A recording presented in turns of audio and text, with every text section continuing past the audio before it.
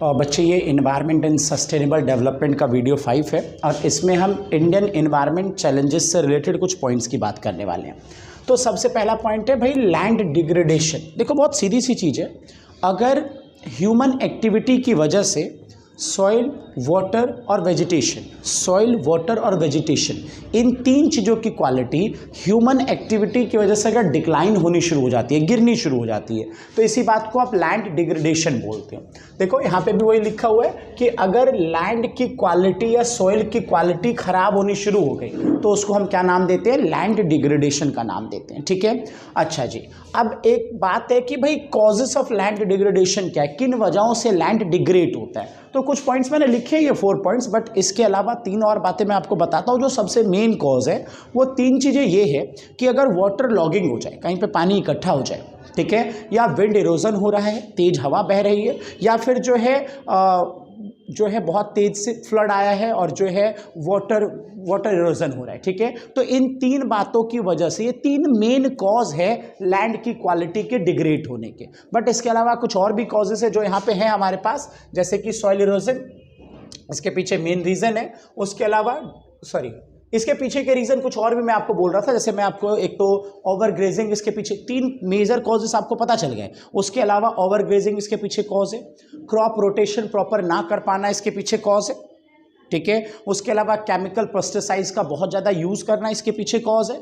ठीक है, उसके अलावा अगर जो है आप क्रॉप रोटेशन मैंने आपको बोल दिया, अगर आप जो है प्रॉपरली क्या नहीं कर पा रहे, केमिकल फर्टिलाइजर का बहुत ज़्यादा यूज़ कर रहे हो, फॉरेस्ट कटिंग बहुत ज़्यादा कर रहे हो, है ना, तो ये कई सारे पॉइंट्स हैं जो इसके पीछे रिस्पॉन्सिबल होते हैं। ठीक है, देखो जी, अब उसके बाद causes of the land degradation, main reason soil erosion due to the water and wind, ये हमारी बात हो गई। डिफॉरेस्टेशन मैंने आपको बोल दिया, ओवरग्रेजिंग बोल दिया, इंक्रोचमेंट ऑफ फॉरेस्ट लैंड, बहुत तेजी से पेड़ों को काटना, excessive use of fertiliser and pesticides. ठीक है, ये सारे पॉइंट्स आपको पता चल गए। तो ये पहला एनवायरनमेंट का, इंडियन एनवायरनमेंट के सामने चैलेंज।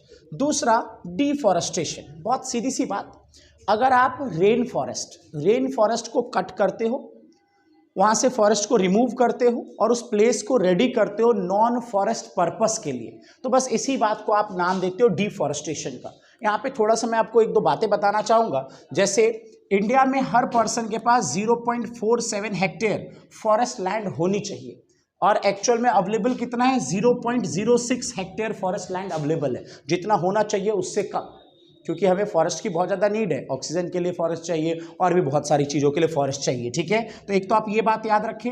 दूसरा, डिफॉरेस्टेशन को रोकने के लिए उत्तराखंड में 1973 में एक मूवमेंट चलाया गया जिसको आपने चिपको मूवमेंट का नाम दिया, 1973, और इसके 10 साल बाद 1983 में कर्नाटका में दोबारा से वही मूवमेंट चलाया गया, लेकिन इस बार नाम था अपिको मूवमेंट, याद रखें इस बात को।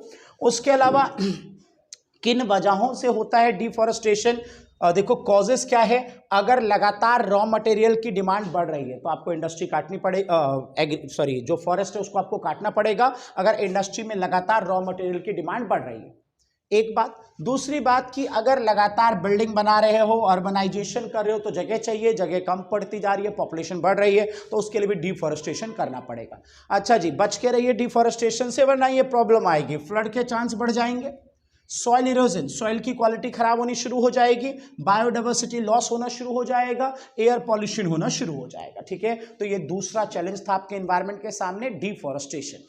तीसरे की तरफ चलिए, सॉइल इरोजन, बहुत सीधी सी एक लाइन है, जो लैंड होता है उसके ऊपर एक पतली सी लेयर होती है जिसे प्रोडक्टिव लेयर बोलते हैं, उसी की वजह से जमीन पे खेती होना संभव है, और अगर वो लेयर वॉश्ड आउट हो गई, धुल गई, वजह क्या है, तेज हवा या पानी का तेज बहाव, तो इसी बात को आप सॉइल इरोजन का नाम देते हो। और सॉइल इरोजन के पीछे जो सबसे बड़ा रिस्पॉन्सिबल रीजन है वो डिफॉरेस्टेशन है। अगर आप पेड़ों को लगातार तेजी से काटोगे तो जो जमीन पे लॉक लगा है, जिसने सॉइल को मतलब कैच कर रखा है, पकड़ रखा है, सही तरीके से लॉक कर रखा है, वो लॉक खुल जाएगा, पेड़ को काटते हुए लॉक खुल जाएगा, तो जो वो लेयर है, प्रोडक्टिव लेयर, वो आसानी से धुल सकती है और सॉइल इरोजन के चांसेस बढ़ जाएंगे। ठीक है, अगला बायोडाइवर्सिटी लॉस, बहुत सीधी बात, टेरेस्ट्रियल, मरीन और एक्वेटिक जितने भी एनिमल्स हैं या फिर पेड़ पौधे प्लांट्स हैं, ठीक है, जितनी भी लिविंग चीजें हैं, अगर इसका लॉस होना शुरू हो जाए तो इसी लॉस को बायोडाइवर्सिटी लॉस कहते हैं। और अगर आप बायोडाइवर्सिटी लॉस करोगे ना तो लॉन्ग टर्म फूड सिक्योरिटी नहीं हो पाएगी, लंबे समय तक आपको फूड प्रोवाइड नहीं हो पाएगा। तो ये भी आपकी एक प्रॉब्लम है। अगला जो प्रॉब्लम है आपके पास एनवायरनमेंट से रिलेटेड वो वाटर पॉल्यूशन है। बहुत सीधी सी चीज, अगर इंडस्ट्री चलेगी तो इंडस्ट्री से पॉल्यूटेड वाटर निकलेगा। वो पॉल्यूटेड वाटर जो आपके रिवर के, स्ट्रीम के, है ना, और जितने पॉन्ड्स हैं इन सब की क्वालिटी को क्या कर देगा, खराब कर देगा। क्यों? क्योंकि इस वाटर में क्या है, टॉक्सिक सब्सटेंसेस हैं जो आपके वाटर की क्वालिटी को खराब करेगा। तो इसी बात को आपने किसका नाम दिया है, वाटर पॉल्यूशन का नाम दिया। ठीक है, इससे नुकसान क्या होगा, क्वालिटी ऑफ वाटर खराब होना शुरू हो जाएगा, ह्यूमन लाइफ को अफेक्ट करेगा, एनिमल लाइफ को भी अफेक्ट करेगा, ये सारी प्रॉब्लम्स इससे आएंगी। उसके बाद अगला एयर पॉल्यूशन क्या है। अगर एयर में लार्ज क्वांटिटी में स्मोक, डस्ट और डस्ट पार्टिकल्स, ये दो चीजें, स्मोक और डस्ट पार्टिकल, अगर एयर में लार्ज क्वांटिटी में बढ़ना शुरू हो गया, जैसे कि दिल्ली के एयर में हो भी रहा है ना, तो इसी को हम क्या, किस चीज का नाम देंगे, एयर पॉल्यूशन का। और एयर पॉल्यूशन के लिए रिस्पॉन्सिबल बड़ी वजह क्या है, एक है पब्लिक ट्रांसपोर्टेशन, अगर लोग यूज नहीं करते हैं तो ये रीजन है इसके पीछे। तो आप इसको दूर कैसे कर सकते हो, पब्लिक ट्रांसपोर्टेशन अगर यूज नहीं करोगे तो एयर पॉल्यूशन बढ़ेगा, प्राइवेट गाड़ियां यूज करोगे तो दूर कैसे करोगे, ये रहा, पब्लिक ट्रांसपोर्टेशन के यूज को बढ़ाओ। अच्छा जी, और क्या है, अगर आप क्लीनर फ्यूल यूज नहीं करोगे, जैसे पेट्रोल और डीजल की गाड़ियां चलती थी तो वो एयर पॉल्यूशन को बढ़ाता था, तो अब उससे बचने का तरीका क्या है कि आप सीएनजी का यूज करना शुरू करो ट्रांसपोर्टेशन में, और एलपीजी का यूज करना शुरू करो डोमेस्टिक फ्यूल की जगह। घरों में पहले गांव में क्या होता था, फायरवुड, लकड़ी और डंकेक, उपले, इनका यूज किया करते थे, तो उनके यूज को बंद करके एलपीजी का यूज करना है। ठीक है, और एक और बात, आपको ऐसी टेक्नोलॉजी यूज नहीं करनी है जो इन्वायरमेंट के लिए हार्मफुल है, आपको क्लीनर टेक्नोलॉजी यूज करनी है। ठीक है, तो ये measures to control air pollution है। और किन वजहों से एयर पॉल्यूशन होता है, लगे हाथों में वो भी बोल गया कि अगर आप क्या नहीं करोगे, पब्लिक ट्रांसपोर्टेशन यूज नहीं करोगे तो एयर पॉल्यूशन होगा। ठीक है, अगर प्राइवेट गाड़ियां यूज करोगे, अगर क्लीनर फ्यूल यूज नहीं करोगे गांव में और शहर में तो एयर पॉल्यूशन होगा। ठीक है, और अगर आप क्लीनर टेक्नोलॉजी यूज नहीं करोगे तो एयर पॉल्यूशन होगा। तो कंट्रोल करने का तरीका भी पता चल गया आपको, पब्लिक ट्रांसपोर्टेशन यूज कर लो, सीएनजी शहरों में, एलपीजी गांव में, और डोमेस्टिक पर्पस के लिए यूज करना शुरू करो, और टेक्नोलॉजी क्लीनर यूज करो। तो ये कुछ पॉइंट्स हैं। एक वीडियो और आएगी इस पे, वीडियो नंबर 6, जिसमें हम सीपीसीबी के बारे में पढ़ेंगे। ठीक है, इसे देख लो।